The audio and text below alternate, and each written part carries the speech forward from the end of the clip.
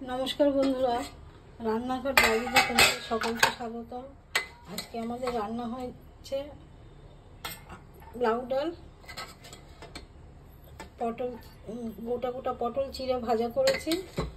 আর আমার ছেলের বিশেষ আবদারে আজকে আলু ডিম ভাতে দিয়েছি, সেটাকে পেঁয়াজ আর শুকনো লঙ্কা বড়ি দিয়ে মাখা করেছি।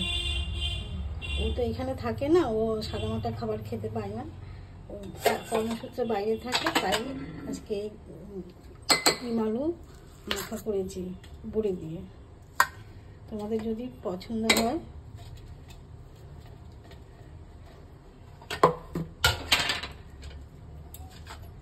এই গোটা গোটা পটল চিড়ে ভাজা করেছি, গা চিড়ে, তার সাথে লেবু আছে,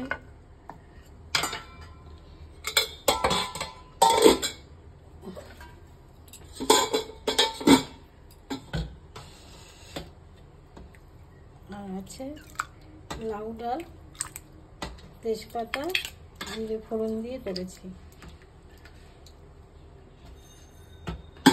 তোমাদের যদি ভালো লাগে